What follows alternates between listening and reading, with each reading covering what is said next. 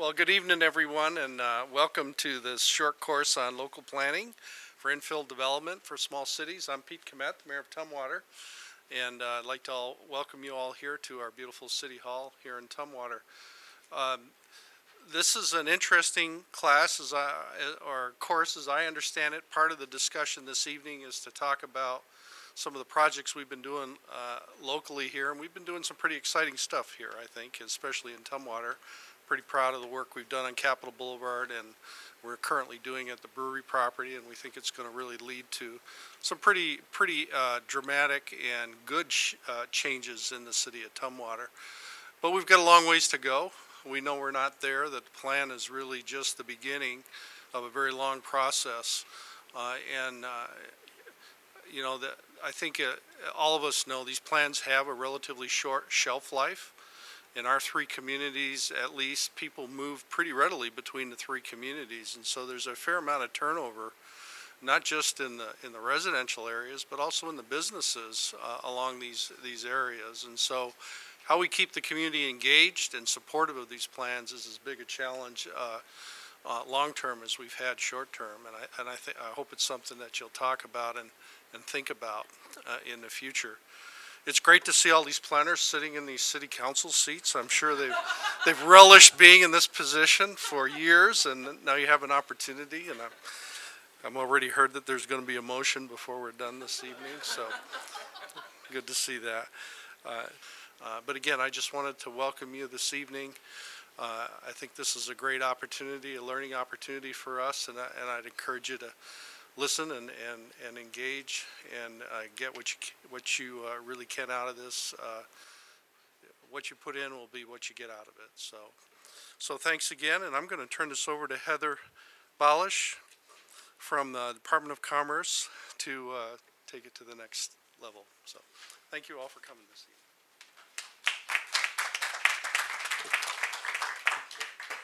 Thank you, Mayor Komet and the City of Tumwater for providing the venue for this event. On behalf of the Washington State Department of Commerce and the Planning Association of Washington, welcome to this special short course on local planning for infill development in small cities. The short course, always free and open to the public, has been presented in the state of Washington since 1977. We're glad you're here. My name is Heather Balish. I'm a senior planner with Growth Management Services at the State Department of Commerce. The State Department of Commerce is the lead agency charged with promoting sustainable communities and enhancing economic vitality in Washington. Growth Management Services is a program within Commerce which provides technical and financial assistance to local governments as they plan under the Growth Management Act. Growth Management Services is a co-sponsor and coordinator of the short course on local planning. We've been working in partnership with Thurston Regional Planning Council to coordinate tonight's course. So we especially want to thank Thurston Regional Planning Council for providing the funding through a federal community challenge grant from the U.S. Department of Housing and Urban Development, and Holly Gilbert and Thera Black for coordinating with us on the short course. Our other sponsor is the Planning Association of Washington, or PAW, a statewide grassroots nonprofit incorporated in 1963. The mission of PAW is to provide unbiased practical planning education to the cities of Washington. So finally, I want to note that the short course is presented by volunteers who are here tonight, not representing their agency or firm, but representing decades of experience working on land use planning. We have 8 terrific speakers here tonight, and I will introduce each one of them before they speak. So tonight's course will be an overview of planning for infill development in small cities, tools for infill development, and some local planning and project examples here in Thurston County. Our first speaker is Thera Black, who will address infill and the big picture. Thera is a senior planner with Thurston Regional Planning Council in Olympia, Washington. Her focus is on the integration of transportation and land use decision making, particularly in achieving the kinds of places that can effectively support an urban multimodal transportation system. Other areas of emphasis include transportation finance, interregional coordination, I-5 and other corridor studies, federal transportation policy, and public education and outreach. Ms. Black is active with the Transportation Research Board, co-chairs the Transportation in Military Communities Joint Subcommittee, and serves on the National Household Travel Survey Task Force. Ms. Black received her BA from the Evergreen State College with an emphasis in urban planning. Please welcome Thera Black.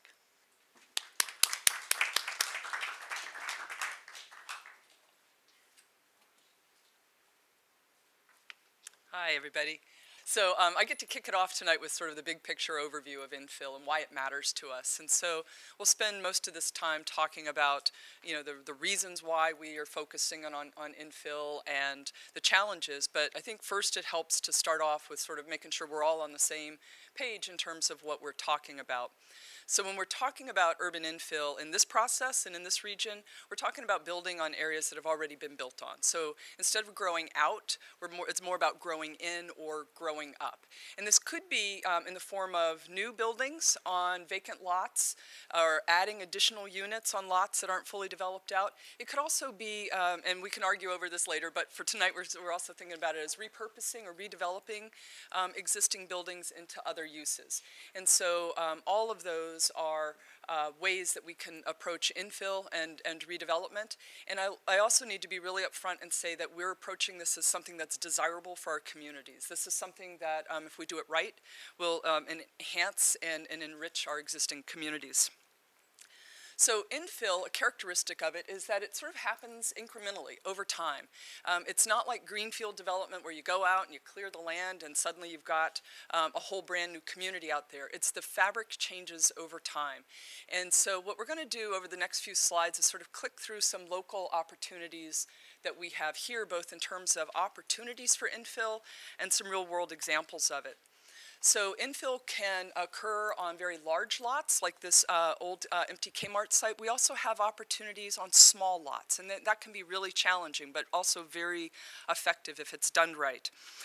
We have opportunities that have great views. I was just sort of stunned when I was taking pictures for this, that this was just sitting out there like this. I'd never really thought about it as an infill opportunity. Here's an example from downtown Olympia where a vacant office building had been repurposed for residential uses. And then after that happened, then a vacant little storage or I don't know what it had ever been used for, got repurposed into a little coffee shop. And it's a little performing arts venue in there. So in this way, we were able to, the development community was able to breathe new life into this block. This is an example in Lacey, and actually the developer is here tonight. You'll get to talk with him. This is an example of some vertical mixed use close in. One of the real neat attributes of infill development is that it's usually occurring where we have really good transportation infrastructure and services in place. So this has excellent transit, bike, and walk opportunity. It's also very close to all the basic daily needs that a person would need if they lived in that area. Infill is a tool for transforming these old strip malls that we used to think of as neighborhood liabilities into hip malls that everybody wants to have in their neighborhood. And these are great incubators for small mom and pop businesses. So a really important opportunity for small scale neighborhood serving commercial development.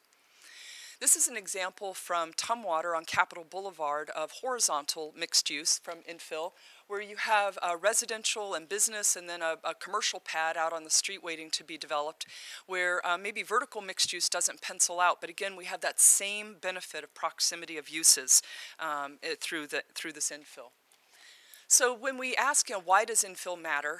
For those of us in the planning profession, right off the bat, we say it's certainly the Growth Management Act is a driver for this. RCW 3670A lays out all the requirements, and infill is probably the type of development that most exemplifies what we mean by contiguous and orderly development and efficient use of infrastructure and land and reducing urban sprawl on resource lands.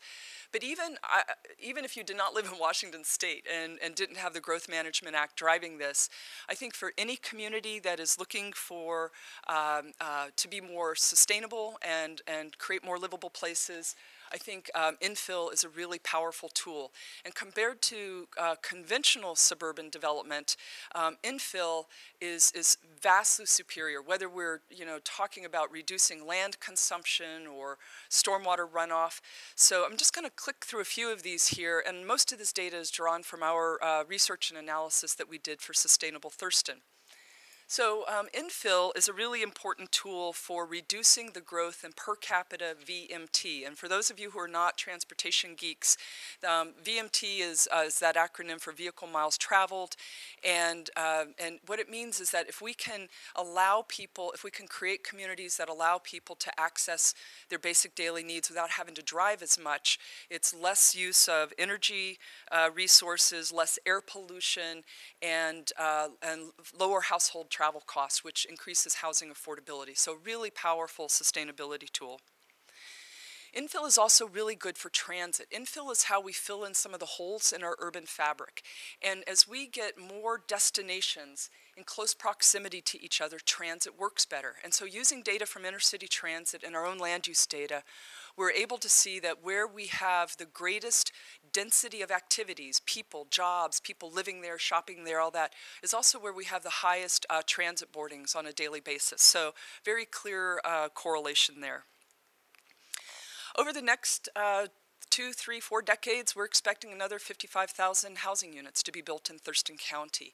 Now, where those housing units locate determines how much impervious surface they're going to generate. And if we can accommodate more of that housing in our close-in areas that are already built out, it will generate a fraction of the impervious surface and the stormwater runoff that more conventional suburban development generates. So really important for communities interested in sustainability. The same story is really true about residential land consumption. So again, if we're using up, if we're reusing and filling in those places inside of our urban core, we're using land so much more efficiently. And instead of expanding that fabric further out, we're making much more efficient use of it close in. This is really important for any community such as ours that wants to have no net loss of farmland in the future and protect the rural character of the region. So really important component of that picture. And then I think the last one I'm going to point out here is just about the increase of housing opportunities. Urban infill is not your conventional big single-family detached home. These tend to be attached homes, smaller homes, which are exactly the kinds of homes that the empty nesters and people who are retiring looking to downsize are looking for. And while we've talked about the boomers for decades, the generation that we maybe ought to be paying more attention to are the millennials, the folks between their early 20s and mid-30s who have a professional disdain for going back to the burbs that they grew up in. It was their parents' dream and their grandparents' dream. It's not their dream. So they're looking for urban lifestyles. And if we cannot find ways to create more of that here, we're going to lose this component of our community.